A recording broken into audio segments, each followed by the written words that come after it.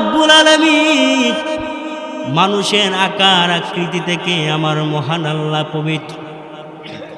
আল্লাহর কোনো হাত নাই, কোনো পা নাই, মানুষের মতো চলাফেরা করে না। মানুষের যত আকার আকৃতি আছে রে, মানুষের যাবতীয় আকার আকৃতিকে মহান আল্লাহ হলেন পবিত্র।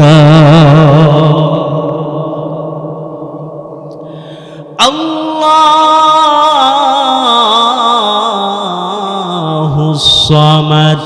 এরপরে অংশে আল্লাহ রব্বুল আলামিন বলেন, কিরে জিবরাইল, জিবরাইল যাও যাও আমার নবীকে জানায়া দাও আমি আল্লাহ হলাম ওয়া মুখাবিকি। আমি আল্লাহ দুনিয়ার কোনো মানুষের মুখাবিকি নয়। আমি আল্লাহ রব্বুল আলামিনের কারো সাহায্য নিতে হয় না। বান্দার যখন সাহায্যের প্রয়োজন হয় আমি আল্লাহর দরবারে ফিরে আসি রে, আমি আল্লাহ তাআলার দরবারে সাহায্য চাই। কিন্তু আমার কোনো কিছুর প্রয়োজন হয় না, আমার কারো সহযোগিতা নিতে হয় না, কারো সাহায্য নিতে হয় না। আমি আল্লাহ হলাম এমন খোদা, আমি আল্লাহ হলাম এমন স্রষ্টা, যেই স্রষ্টার দুনিয়ার মানুষের কোনো প্রয়োজন লাগে না, দুনিয়ার কোনো মানুষ থেকে সহযোগিতা নিতে হয় না। আমি আল্লাহ হলাম এমন খোদা, আমি আল্লাহ নিজেই স্বয়ং সম্পূর্ণ। ونشهد أن لا إله إلا الله وحده لا شريك له ونشهد أن سيدنا وسندنا وحبيبنا ومولانا محمدا عبده ورسوله الذي أرسل إلى الناس كافة بشيرا ونذيرا وداعيا إلى الله بإذنه وسراجا منيرا أما بعد فأعوذ بالله من الشيطان الرجيم بسم الله الرحمن الرحيم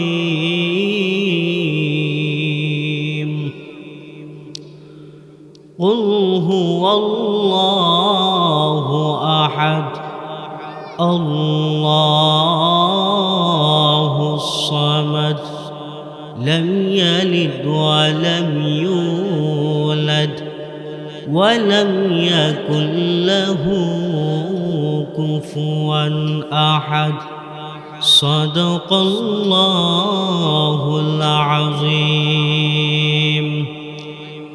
وقال تعالى في شان حبيبه ومحبوبه ومعشوقه مخبرا وآمرا إن الله وملائكته يصلون على النبي يا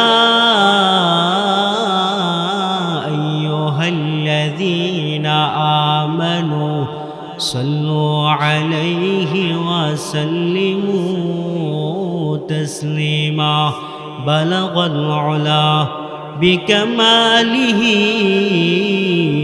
كشف الدجى بجماله حسنة جميع خصاله صلوا عليه وآله محبت সাথে একটু জিকির করেন লা ইলাহা লা ইলাহা লা ইলাহা লা ইলাহা ইল্লাল্লাহ লা ইলাহা এই কালিমা পড়বে যারা কাজে লাগবে মরণ বেলা বলো এই কালিমা পড়বে যারা কাজে লাগবে মরণ বেলা এই কালিমা রোশনীতে এই কালিমা রোশনীতে কবর হবে উজালা লা ইলাহা লা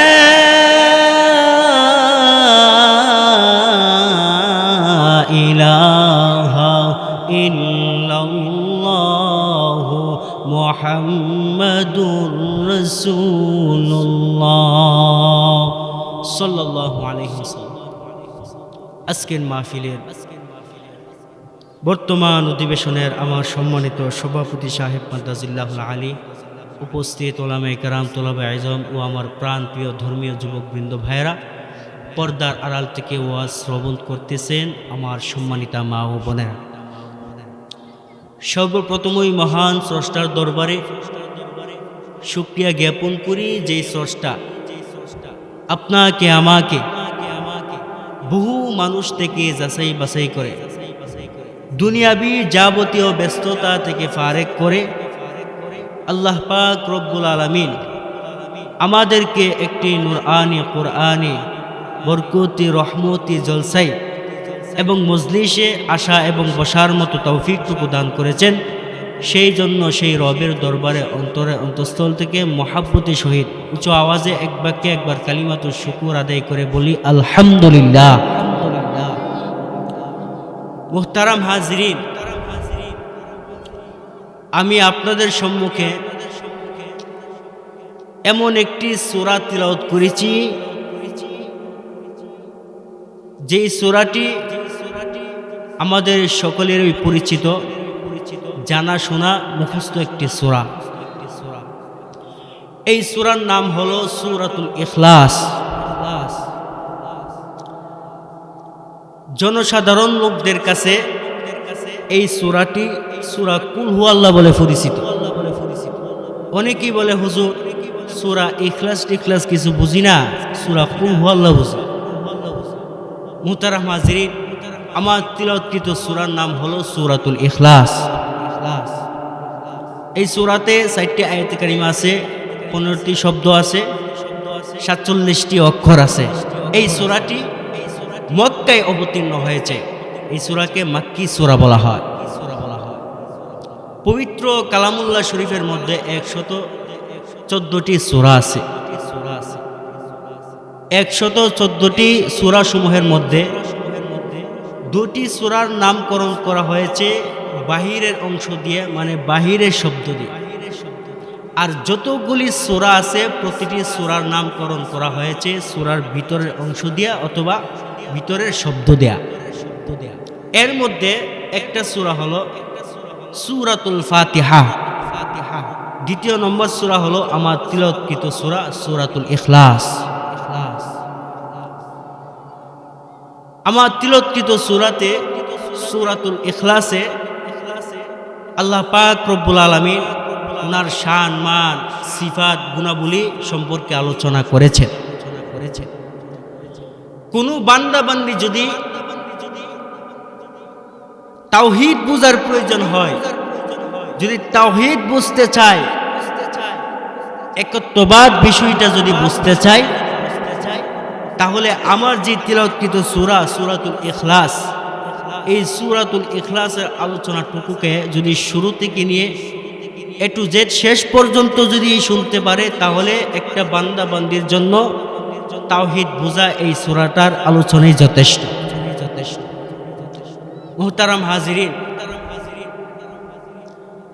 আরবিতে একটি কায়দা আছে, তাসমিয়াতুল কুল বিসমিল জুস। একটু অংশকে কেন্দ্র করে পুরা অংশের নামকরণ করা হয়, পুরা অংশের নাম রাখা হয়। যেমন আমি আপনাদের কাছে যদি এক্সাম্পল স্বরূপ বলি, আপনারা সহজেই বুঝবেন। অনেক এলাকার বা অনেক পাড়ার নাম কিন্তু এরকম থাকে, আমতলা, জামতলা, ওই কাঠলতলা। একটা পাড়ার মধ্যে কিন্তু যেই নামটা রাখা হয় একটা আম গাছকে কেন্দ্র করে আমতলা, ছোট্ট একটা অংশকে কেন্দ্র করে পুরাটা অংশের নাম রাখা হয়েছে। ঠিক তেমনি ভাবে পবিত্র কালামুল্লাহ শরীফের যে সমস্ত সূরা আছে, সেই সমস্ত সূরা সমূহের নামকরণ করা হয়েছে অল্প একটু অংশকে কেন্দ্র করে। যেমন এক্সাম্পল স্বরূপ যদি আমি আপনাদেরকে বলি, তাহলে আপনারা বুঝবেন। কুল আউযু বিরাব্বিল ফালাক, সূরার নাম কি? সূরাতুল ফালাক। কুল আউযু বিরাব্বিন নাস, সূরার নাম কি? সূরাতুন নাস। লিইলাফি কুরাইশ, সূরার নাম কি? সূরা কুরাইশ। আলাম তারা কাইফা ফাআলা রাব্বুকা বিআসহাবিল ফিল, সূরার নাম কি? সূরাতুল ফিল। এইভাবে ছোট্ট একটা শব্দকে কেন্দ্র করে, ছোট্ট একটা অংশকে কেন্দ্র করে পুরা সূরার নামকরণ করা হয়েছে। প্রথমত আমরা এই সূরার শানে নুজুল সম্পর্কে অবগত হতে পারি। এই সূরা কোন প্রেক্ষাপটে, কোন কারণে, কোন ঘটনাকে কেন্দ্র করে আল্লাহ পাক রব্বুল আলামিন এই সূরাকে নাজিল করেছে, জানা দরকার আছে আমাদের। আমার বাইরে মক্কা নগরীর মুশরিকেরা আল্লাহর নবী, বিশ্ব নবী রহমাতুল লিল আলামিনকে প্রশ্ন করে, কে মুহাম্মদ,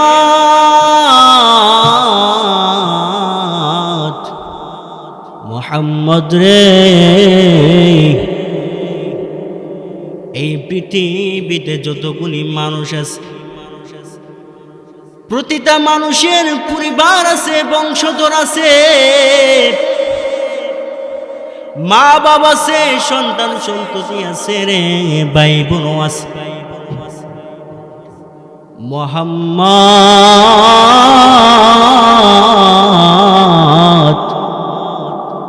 আল্লাহ যে তোমাকে দুনিয়াতে সৃষ্টি করেছে, তোমারও বংশধর আছে, তোমারও ভাই বোন আছে, মা বাবা আছে রে। মা বাবা দিয়েই আল্লাহ তোমাকে দুনিয়াতে পাঠাইছে। কিন্তু তুমি যেই খোদার উপাসনা করো রে, তুমি যেই খোদার বন্দেগী করো, সেই খোদার কি কোনো বংশধর আসেনি? সেই খোদার কি পরিবার আসেনি? সেই খোদার কি কোনো আত্মীয় স্বজন আসেনি? জানতে চাই। নাউজুবিল্লাহ বলে। আমার ভাইয়েরা, আল্লাহর নবী, বিশ্ব নবী রহমাতুল লিল আলামিনকে এইভাবে মক্কা নগরীর মুশরিকরা প্রশ্ন করে, মুহাম্মদ রে, সবাইরই বংশধর আছে, পরিবার পরিজন আছে, আত্মীয় স্বজন আছে, কিন্তু মুহাম্মদ রে, তুমি যেই খোদার উপাসনা করো রে, তুমি যেই খোদার কদমে সেজদায় লুটায়া পড়ো, আমরা জানতে চাই, আমাদের জানার বিষয় হলো তোমার ওই খোদার কি কোনো বংশধর আসেনি?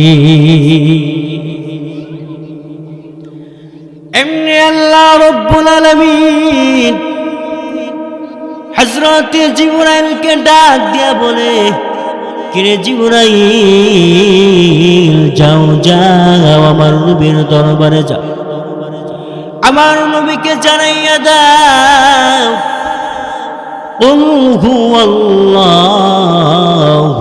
আহাদ, আমি আল্লাহ হলাম একক, আমি আল্লাহ হলাম অদ্বিতীয়, আমি আল্লাহর সঙ্গে কোনো কিছুকে অংশীদার সাব্যস্ত করা যাবে না, আমি আল্লাহ অদ্বিতীয়।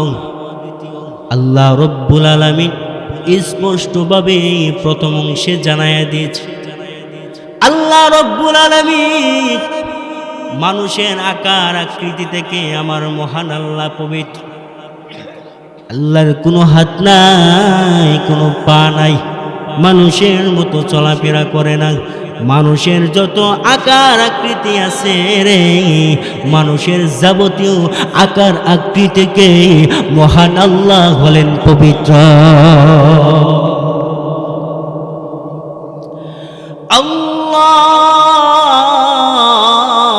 আল্লাহুস সামাদ। এরপরে অংশে আল্লাহ রব্বুল আলামিন বলেন, কিরে জিবরাইল, জিবরাইল, যাও যাও আমার নবীকে জানাইয়া দাও, আমি আল্লাহ হলাম ওয়া মুখাফিকি, আমি আল্লাহ দুনিয়ার কোনো মানুষের মুখাফিকি নয়, আমি আল্লাহ রব্বুল আলামিনের কারো সাহায্য নিতে হয় না। বান্দার যখন সাহায্যের প্রয়োজন হয়, আমি আল্লাহর দরবারে ফিরে আসি রে, আমি আল্লাহ তাআলার দরবারে সাহায্য চাই, কিন্তু আমার কোনো কিছুর প্রয়োজন হয় না, আমার কারো সহযোগিতা নিতে হয় না, কারো সাহায্য নিতে হয় না। আমি আল্লাহ হলাম এমন খোদা, আমি আল্লাহ হলাম এমন স্রষ্টা, যেই স্রষ্টার দুনিয়ার মানুষের কোনো প্রয়োজন লাগে না, দুনিয়ার কোনো মানুষ থেকে সহযোগিতা নিতে হয় না। আমি আল্লাহ হলাম এমন খোদা, আমি আল্লাহ নিজেই স্বয়ং সম্পূর্ণ, কারো কাছে কোনো সহযোগিতা নিতে হয় না, কারো কাছে কোনো সাহায্যের প্রয়োজন হয় না। জিবরাইল, যাও তুমি কাফেরদের বিরুদ্ধে স্পষ্ট জবাব দিয়ে দাও, নবীজিকে জানায়া দাও, নবীজি যেন বলে দেয়, লাম ইয়ালিদ ওয়া লাম ইউলাদ। আল্লাহ রব্বুল আলামিন জানায়া দেয়, আমি আল্লাহ রব্বুল আলামিন দুনিয়ার কোন মানুষ থেকে আমি আল্লাহ জন্ম নেই নাই, আমি আল্লাহকে কেউ জন্ম দেই নাই, আমি আল্লাহ হলাম জন্ম থেকে পবিত্র, আমি আল্লাহর কোনো মা নাই, আমি আল্লাহর কোনো বাবা নাই, আমি আল্লাহর কোনো সন্তান নাই, আমি আল্লাহর কোনো ভাই বোন নাই, আমি আল্লাহর কোনো পরিবার নাই, কোনো পরিজন নাই রে, আমি আল্লাহ হলাম বংশধর থেকে পবিত্র। অর্থাৎ মানুষের যাবতীয় আকার আকৃতি থেকে, সম্পর্ক থেকে আল্লাহ তাআলা পবিত্র। আল্লাহ রব্বুল আলামিন হযরত জিবরাইলের মাধ্যমে নবীজির দরবারে স্পষ্টভাবে বার্তাটা পৌঁছায়া দিয়েছে। জিবরাইল নবীকে ডাক দিয়া বলে, কি গো নবীজি, নবীজি, মহান আল্লাহ কাফেরদের বিরুদ্ধে, মুশরিকদের বিরুদ্ধে দাঁত ভাঙ্গা জবাব দেওয়ার জন্য মহান আল্লাহ এই মুহূর্তে আমার মাধ্যমে আপনার কাছে সূরাতুল ইখলাস নাজিল করে দিয়েছে। স্পষ্ট রূপে আল্লাহ জবাব দিয়ে দিছে। ওই যে মুশরিকেরা নবীকে প্রশ্ন করছে, কি গো মুহাম্মদ, দুনিয়ার সকলের ওই বংশধর আছে, পরিবার পরিজন আছে, বাচ্চা কাচ্চা আছে, ভাই বোন আছে, সবাই আছে, তুমি যেই খোদার উপাসনা করো, যেই খোদার বন্দেগী করো, সেই খোদার কি কোনো বংশধর আছে, কোনো পরিবার পরিজন আছে? আল্লাহ পাক স্পষ্টভাবে জিব্রাইলের মাধ্যমে নবীজির কাছে প্রশ্নের জবাব দিয়ে দিছে। আমার ভাইয়েরা, এখন আসুন এই সূরাতুল ইখলাসের ফজিলত সহিহ বুখারীর কিতাবুত তাওহীদে এসেছে। হযরতে আয়েশা সিদ্দিকা রাদিয়াল্লাহু তাআলা আনহা থেকে হাদিস বর্ণিত, আল্লাহর নবী বিশ্ব নবী রহমাতুল লিল আলামিন একজন ব্যক্তির নেতৃত্বে একদল সেনাবাহিনী এক জায়গায় প্রেরণ করেছে। ওই সেনাবাহিনীদের যিনি প্রধান, ওই প্রধান ব্যক্তি যখন নামাজে দাঁড়ায় রে, সেনাবাহিনীদেরকে নিয়া যখন নামাজে দাঁড়ায়া যায়, প্রতি রাকাতে সূরাতুল ফাতিহা তিলাওয়াত করার পরে অন্য একটি সূরা যখন পরিবেশন করে, অন্য একটি কেরাত যখন পরিবেশন করে, ওই কেরাতের পরেও আবার সূরাতুল ইখলাস তিলাওয়াত করে। বারবার যখন এমন করে, প্রতি রাকাতে যখন সূরাতুল ফাতিহা তিলাওয়াত করার পরে, অন্য একটি কেরাত পরিবেশন করার পরে আবার যখন সূরাতুল ইখলাস তিলাওয়াত করে, এবার এই দৃশ্য দেখে সেনাবাহিনীর লোকেরা নবীজির দরবারে নালিশ জানাইছে, হুজুর হুজুর, আমরা জানতে চাই আপনি যাকে নেতৃত্ব দিয়েছেন, আমাদের মধ্যে যিনি প্রধান, এই প্রধান ব্যক্তি প্রতি রাকাতে সূরাতুল ফাতিহা তিলাওয়াত করার পরে অন্য একটি কাজ যখন পরিবেশন করে, এমনি সূরাতুল ইখলাস তিলাওয়াত করতে আরম্ভ করে দেয়। কি গো নবীজি, আপনার এই সেনা প্রধান লোকটা কেন বারবার এমন করে, কারণ কি? এবার নবীজি সেনাবাহিনী লোকদেরকে ডাক দিয়ে বলে, কিরে সেনাবাহিনীর লোকেরা, তোমাদের কি ইচ্ছে, তোমাদের কি জানার ইচ্ছা হয়েছে? তাহলে এই সেনা প্রধান লোকটাকে জিজ্ঞেস করো সে কি কথা বলে। এবার সেনা প্রধান ব্যক্তি নবীজির সামনে, সাহাবায়ে কেরামদের সামনে স্পষ্ট রূপে জানাইয়া দিয়েছে, আমি সূরাতুল ইখলাসকে অনেক মহব্বত করি, আমি সূরাতুল ইখলাসকে অনেক ভালোবাসি। এই সূরাতুল ইখলাস তেলাওয়াত করা ব্যতীত আমার নামাজটা আদায় করতে মনে চাই না। আমি এই সূরাতুল ইখলাসকে অনেক পছন্দ করি। এই সূরাতুল ইখলাসকে আমি পরকালীন নাজাত পাওয়ার উসিলায় বেশি বেশি করে তেলাওয়াত করি। এই জন্য আমি প্রতি রাকাতে সূরাতুল ফাতিহা তেলাওয়াত করার পরে আবার একটি কেরাত পরিবেশন করি। একটা কেরাত পরিবেশন করার পরে তারপরে আমি সূরাতুল ইখলাস তেলাওয়াত করতে আরম্ভ করে দিই। এমনি নবীজি সাহাবীদেরকে স্পষ্ট রূপে জানাইয়া দিয়েছে, কিরে সাহাবীরা, আমার এই বান্দা, আমার এই উম্মত আল্লাহর বান্দা সূরাতুল ইখলাসকে মহব্বত করার খাতিরে মহান আল্লাহ, আল্লাহর এই বান্দার উপরে মহান আল্লাহ রাজি আর খুশি হয়ে গেছে। কারণ কি? সূরাতুল ইখলাসকে যেমন মহব্বত করেছে, যেমন ভালোবেসেছে, ঠিক তেমনি ভাবে এই সূরাতুল ইখলাস বেশি বেশি করে তেলাওয়াত করেছে। সূরাতুল ইখলাসের ফজিলত আসেনি, থাকলে কম না বেশি? অনেক অনেক বেশি। আপনাদের কি অসুবিধা হইতেছে? আপনারা যদি আলোচনা বুঝেন তাহলে হা না না কিছু বইলে উত্তর দেন, একটু জিকির করেন, লা ইলাহা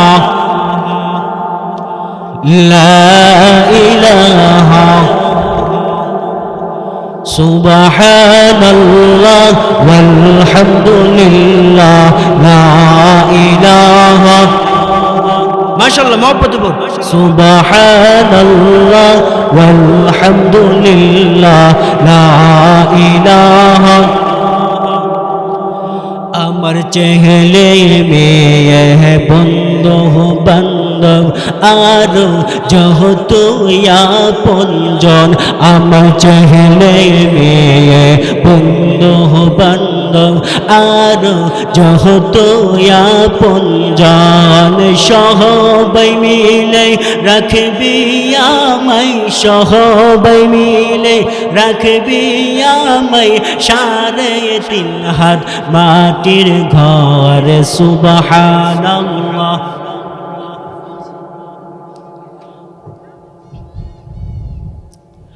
সুবহানাল্লাহ।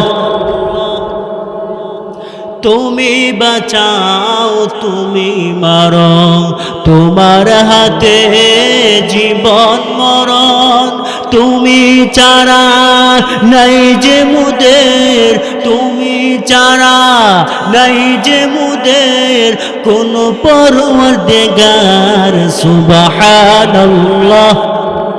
মাশাআল্লাহ, মহব্বতে পড়ুন, আওয়াজ দিয়ে পড়ুন।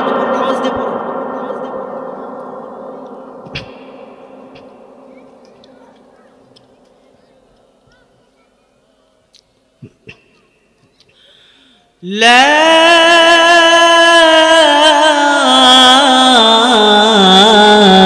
إله إلا الله محمد رسول الله صلى الله عليه وسلم।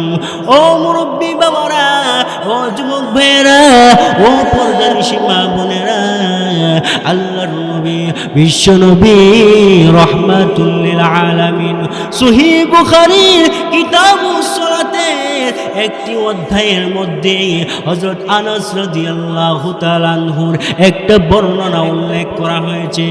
নবীজি, আল্লাহর নবী বিশ্ব নবী রাহমাতুল লিল আলামিন বলেন, একজন আনসারী সাহাবী মসজিদে কুবার ইমাম হিসেবে নিযুক্ত হলেন। ওই যে আমাদের সমাজে যে ইমাম সাহেব মসজিদের খেদমতে উপস্থিত হয় না, মসজিদের খেদমতে নিযুক্ত হয়, ঠিক তেমনি ভাবে মসজিদে কুবার ইমাম হিসেবে একজন আনসারী সাহাবী নিযুক্ত হয়েছে। আল্লাহর নবীর আনসারী সাহাবী নামাজে দাঁড়াইয়া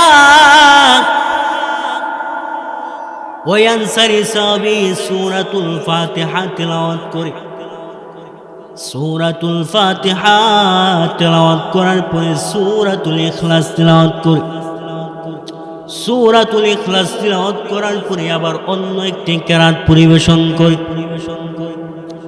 প্রতি রাকাতে বারবার যখন এমন করে, একদিন মসজিদের মুক্তাদিরা ইমাম সাহেবকে ডাক দিয়া বলে,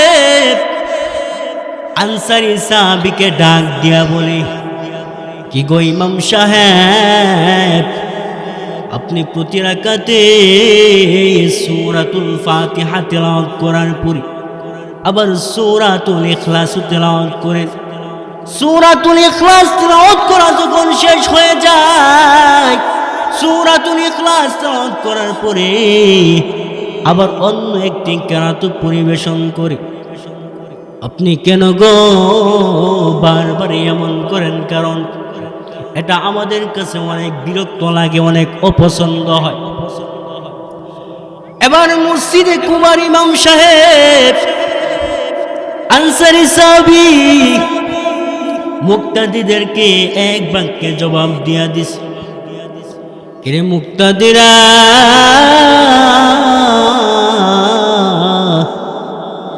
আমি প্রতি রাকাতে সূরাতুল ফাতিহা তিলাওয়াত করার পরে সূরাতুল ইখলাস তিলাওয়াত করব, আবার অন্য একটি কিরাত পরিবেশন করব।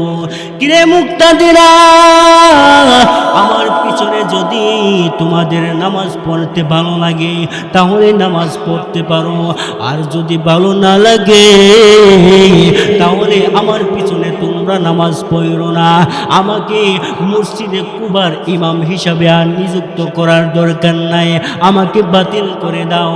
মুক্তাদিরা নবীজির দরবারে দৌড়াইয়া উপস্থিত হয়ে গেছে। ওগো আল্লাহর নবী, আপনি যাকে মসজিদে কুবার ইমাম হিসাবে নিযুক্ত করেছেন, আপনার এই আনসারী সাহাবী সূরাতুল ফাতিহা তেলাওয়াত করার পরে আবার সূরাতুল ইখলাস তেলাওয়াত করতে আরম্ভ করে, সূরাতুল ইখলাস তেলাওয়াত করার পরে আবার অন্য একটি সূরা, আবার অন্য একটি কেরাত পরিবেশন করে। ওগো নবীজি, এরকম কেন বারবার করে গো? আমাদের জানার ইচ্ছা হচ্ছে। এবার নবীজি ওই আনসারী সাহাবীকে ডাক দিয়া বলে, কিরে সাহাবী, সাহাবী রে, তুমি কেন রে বারবার সূরাতুল ফাতিহা তিলাওয়াত করার পরে আবার কেন সূরাতুল ইখলাস তিলাওয়াত করো, আবার কেন একটি কেরাত পরিবেশন করো? এর কারণ কি? ওই সাহাবী নবীকে ডাক দিয়ে বলে, ইয়া রাসূলুল্লাহ, ইয়া হাবিবাল্লাহ, ওগো নবীজি, আমি সূরাতুল ইখলাসকে অনেক মহব্বত করি, আমি সূরাতুল ইখলাসকে অনেক ভালোবাসি। শুধু সূরাতুল ইখলাসকে ভালোবাসি যে বিষয়টা এমন না। আমি সূরাতুল ইখলাস আমি যখন একাকিত অবস্থায় হয়ে যাই, শুধু নামাজে দাঁড়াইয়া না, আমি একাকিত অবস্থায় গোপনেও বেশি বেশি করে সূরাতুল ইখলাস তিলাওয়াত করি। আল্লাহর নবী, বিশ্ব নবী রহমাতুল লিল আলামিন এমনি সাহাবীকে ডাক দিয়া বলে, কিরে সাহাবী, সাহাবী রে, এই সূরাতুল ইখলাসকে মুহাব্বত করার খাতিরে, ভালোবাসার খাতিরে মহান আল্লাহ জিবরাইলের মাধ্যমে আমি নবীর কাছে ওহী পাঠাইছি। মহান আল্লাহ তুমি সাহাবীকে অনেক ভালোবাসে। কি পরিমাণ ফজিলত, কি পরিমাণ বরকত আল্লাহ রেখে দিছে সূরাতুল ইখলাসের ভিতরে। আমার ভাইয়েরা, আল্লাহর নবী বিশ্ব নবী রহমাতুল লিল আলামিন হাদিস শরীফের মধ্যে উল্লেখ করেছে, কোন বান্দা বান্দি সূরাতুল ইখলাস যদি 3 বার মনোযোগ সহকারে পাঠ করতে পারে, মহান আল্লাহ ওই বান্দা বান্দির নামায়ে আমলের ভিতরে একটা কোরআনের খতমের সওয়াব দান করে দিবে। এই জন্য বেশি বেশি করে সূরাতুল ইখলাস আমাদেরকে তেলাওয়াত করতে হবে। সূরাতুল ইখলাস যদি তেলাওয়াত করতে পারি, মহান আল্লাহ বান্দা বান্দিকে অনেক মহব্বত করবে, অনেক ভালোবাসবে। আল্লাহর নবী স্পষ্ট রূপে উম্মতদেরকে জানায়া দিয়েছে, কে উম্মতেরা, এই সূরাতুল ইখলাস যদি কোনো মুর্দার কবরের পাশে দাঁড়াইয়া এই সূরাতুল ইখলাস যদি তিলাওয়াত করা হয়, মহান আল্লাহ এই সূরাতুল ইখলাস তিলাওয়াত করার খাতিরে মহান আল্লাহ ওই মুর্দার কবরস্থ ব্যক্তির কবরের আযাবকে বন্ধ করে দেয়। এখন চিন্তা করেন এই সূরার কি পরিমাণ ফজিলত। আমরা এই সূরা তিলাওয়াত করি, ইমাম সাহেবের পিছনে দাঁড়ায়ও এই সূরা তিলাওয়াত অনেকবার শুনছি, কিন্তু একটা বার এই সূরার অর্থ কি, এই সূরার ব্যাখ্যা কি, এই সূরার শান নজুল কি, এই সূরার ফজিলত কি, একটাবার জানার এবং বোঝার চেষ্টা করলাম। বড়ই আফসোস লাগে ও মুরব্বী বাবারা, এখানে যারা বসে আছেন, আমি আপনাদেরকেই বলি, আমাদের অনেকের বয়স হয়ে গেছে 50, অনেকের বয়স হয়ে গেছে 65, অনেকের বয়স আবার 70 হয়ে গেছে। বড় আফসোস আর দুঃখের বিষয় হলো এখনো পর্যন্ত আমরা কোরআনের যেসব সূরা নামাজে তিলাওয়াত করি সেই সমস্ত সূরাগুলি সঠিকভাবে আমরা উচ্চারণ করতে পারি না, চেষ্টাও করি না। আপনাকে চেষ্টা করতেই হবে।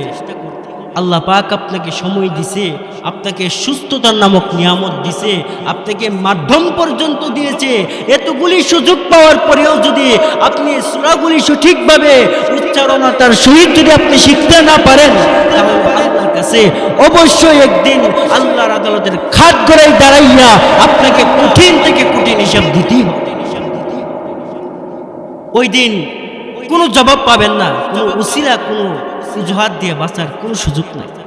আপনাকে ধরবেন, কঠিনভাবে আপনাকে ধরা হবে। বান্দা, তোমাকে আমি আল্লাহ দয়া কইরা, রহম কইরা, মায়া কইরা তোমাকে আমি আল্লাহ এত সুযোগ দিছিলাম। তুমি দুনিয়ার যাবতীয় কাজ করতে পারছো, অনেক ব্যস্ততার মধ্যে ছিলা। তুমি কি আমার কোরআনের সূরাগুলি সুই শুদ্ধ কইরা শিখার জন্য একটু সময় দিতে পারলা না? আমার বাইরে এই মুসলমান, এই সমস্ত সূরা যদি তিলাওয়াত করে যেতে পারি, আল্লাহর কোরআন যদি তিলাওয়াত করে, আল্লাহর কোরআনকে যদি মহব্বত করে অন্তরে ঢুকাইয়া যদি আপনি আমি দুনিয়া থেকে বিদায় হতে পারি, সূরাতুল ইখলাসের মহব্বত আর ভালোবাসা নিয়ে যদি দুনিয়া থেকে বিদায় হতে পারি রে, আল্লাহ রব্বুল আলামিন বলে আমার এই বান্দার চেষ্টা আর মেহনতের খাতিরে আমি মহান আল্লাহ পরকালে কোরআন শিক্ষার কারণে আর আমার এই সূরাতুল ইখলাসকে মহব্বত করার খাতিরে আমি মহান আল্লাহ ওই সমস্ত বান্দা বান্দিকে নাজাতের ফয়সালা করে দিব। আপনি নাজাত পাবেন। আল্লাহ পাক পরকালে এক একটা উসিলা তালাশ করবে, এক একটা মাধ্যম তালাশ করবে। যদি এক একটা উসিলা, এক একটা মাধ্যম পায়, এতেও আল্লাহ পাক আপনাকে নাজাত নামক নিয়ামত দিতে পারে। এই জন্য সময় থাকতে, সুযোগ থাকতে আপনার আমার ঈমান আর আমলকে মজবুত করতে হবে। সময় চলে গেলে আফসোস করতে হবে, আক্ষেপ করতে হবে, আর একটা সেকেন্ড সময় আপনাকে দেওয়া হবে। আমার বাইরে এই জন্য বুদ্ধিমান আর আকল মন সমজদার তো তারাই যারা দুনিয়ার পাগল না হইয়া, যারা পরকালের প্রতি পাগল হয়ে যায়, দুনিয়ার জীবনটাকে চাকচিক্য না করে পরকালটাকে চাকচিক্য করতে শিখি। আল্লাহ রব্বুল আলামিন ওই সমস্ত বান্দা বান্দিকে ডাক দিয়া বলে, কিরে বান্দা বান্দি, আমি আল্লাহ তোমাকে অনেক সুযোগ দিয়েছিলাম, তোমাকে অনেক সময় দিয়েছিলাম। এই সময় আর সুযোগ পাইয়া আমি মহান আল্লাহকে তুমি সন্তুষ্ট করে দুনিয়া থেকে বিদায় হয়া তুমি অন্ধকার কবরের বাসিন্দা হয়ে গেছো। আমি আল্লাহ তোমার উপর সন্তুষ্ট হয়ে গেছি রে। আমি আল্লাহ তোমার জন্য কবরের প্রথম গাটিটাকে আমি আল্লাহ সহজ করে দিলাম। কবরের প্রথম গাটি যার জন্য সহজ হবে, নবী করিম সাল্লাল্লাহু আলাইহি ওয়াসাল্লাম হাদিস শরীফের মধ্যে উল্লেখ করেছে, বাকি পরবর্তী যে ঘাটিগুলো আছে আল্লাহ তাআলা ওই বান্দাবান্দির জন্য প্রথম ঘাটি সহজ হওয়ার খাতিরে পরবর্তী ঘাটিগুলোকে আল্লাহ সহজ করেছে। এই জন্য কবরের প্রথম ঘাটিকে যদি সহজ করতে হয়, কোরআন তেলাওয়াত করার দরকার আসেনি? উলামায়ে কেরামদেরকে মহব্বত করার দরকার আসেনি? সঠিকভাবে 5 ওয়াক্ত নামাজ জামাতের সহিত মসজিদে গিয়া উপযুক্ত ইমামের পিছনে পড়ার দরকার আসেনি? আহা, খুব আফসোস লাগে। চতুর্দিকে আজান হয়, মুয়াজ্জিনে দৈনিক 5 বার স্মরণ করে, ও আল্লাহর বান্দা বান্দি নামাজ কায়েম করো। বান্দাদেরকে ডাকে, আসো, আল্লাহ ডাকে, আমার দিকে আসো, ফিরে আসো। বান্দারে, আমি একবার দুইবার না, 5 ওয়াক্ত আমি আল্লাহ তোমার জন্য অপেক্ষা করতে থাকি। আমি আল্লাহ তোমার জন্য অপেক্ষা করতে থাকি, তুমি কবে আসবা মসজিদে, আর আমি আল্লাহ তাআলার দরবারে তুমি হাজিরা দিবা। আল্লাহ পাক বান্দার জন্য অপেক্ষা করে। বান্দাকে আল্লাহ পাক অনেক মহব্বত করে। বান্দার প্রতি আল্লাহর অনেক দয়া আছে, রহম আছে, কিন্তু বান্দা আল্লাহর দয়া আর রহম বুঝে না। বান্দাকে আল্লাহ অনেক অনেক অনেক অনেক সুযোগ দান করছে। এই সুযোগে যদি বান্দা কোনো কিছু করে, ঈমান আমলকে যদি মজবুত করে দুনিয়া থেকে বিদায় হতে পারে, আল্লাহ পাক রব্বুল আলামিন পরকালে ওই বান্দা বান্দির সঙ্গী আর সাথী হয়ে যাবে। সুবহানাল্লাহ। মোহতারাম হাজিরিন, আপনাদের মেহমান এসে গেছে, আমার আলোচনার সময় এখানেই শেষ। আমি আপনাদের সদা সর্বদাই সর্ব অবস্থায় সুস্থতা ও নেক হায়াত কামনা করে বিদায় নিচ্ছি। আসসালামু আলাইকুম।